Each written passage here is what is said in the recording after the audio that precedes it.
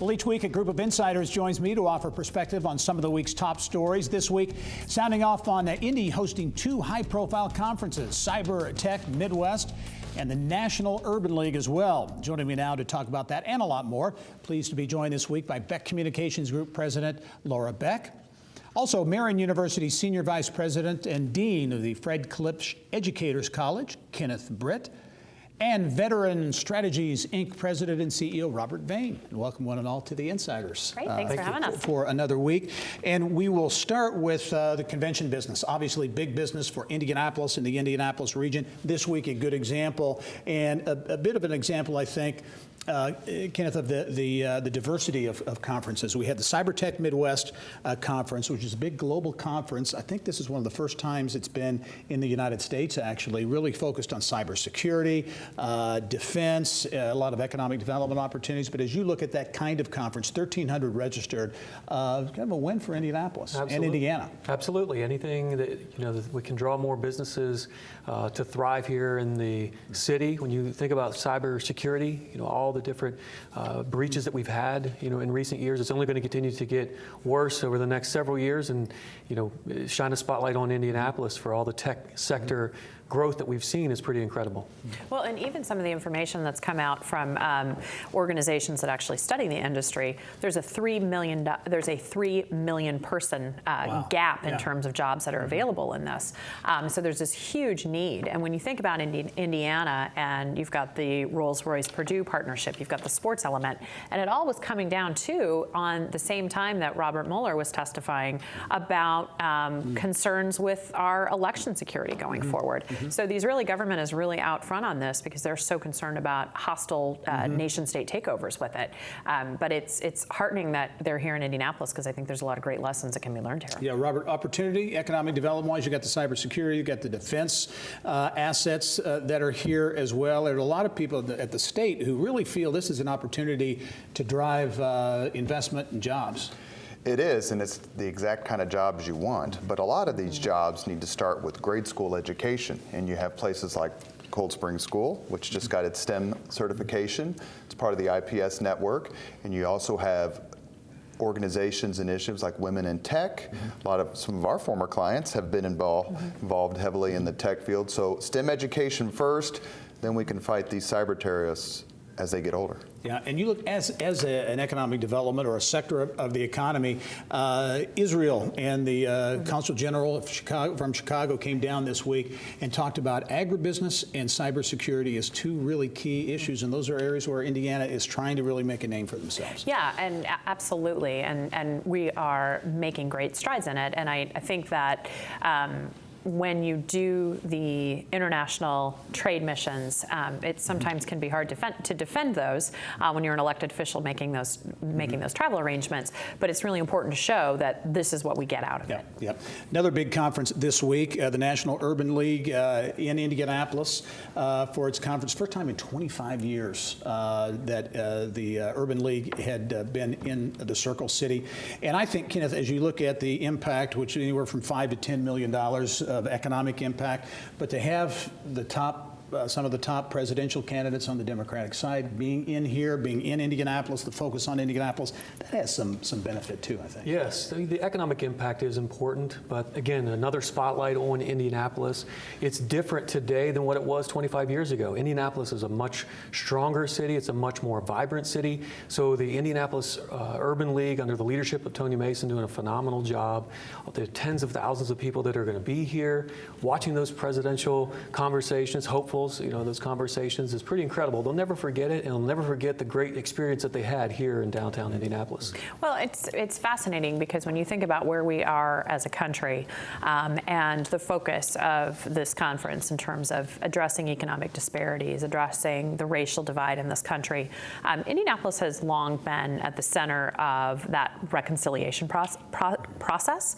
And so to have that here in our city really speaks to how welcoming we are, but it also speaks to we're a part of this discussion and a part as a community that does it well, and it does it as well as we can moving forward. And I think that is incredibly strong because it just builds on this legacy of the Urban League that started with Sam Jones and going back before that. Going forward, that exposure, yeah.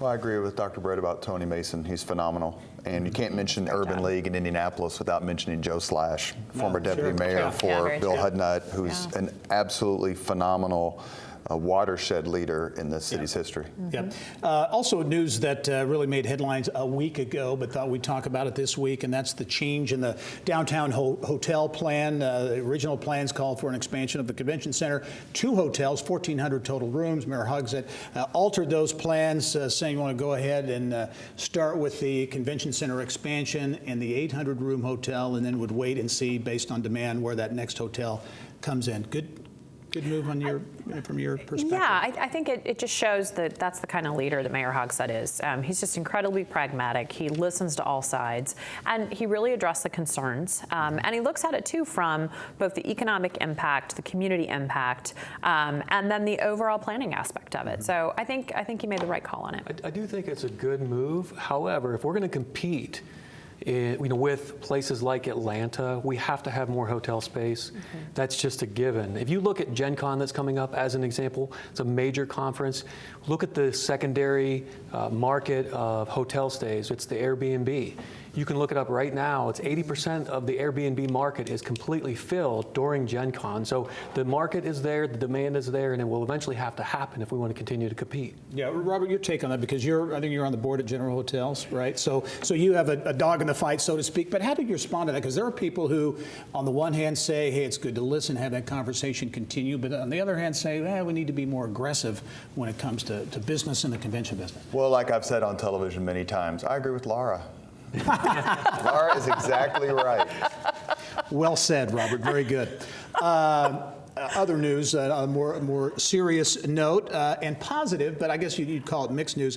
Opioid deaths in Marion County dropped. The IU Public Policy Institute Center for Health and Justice Research released numbers showing a decrease, but still those numbers, especially when it comes to opioids, very high. It's staggering.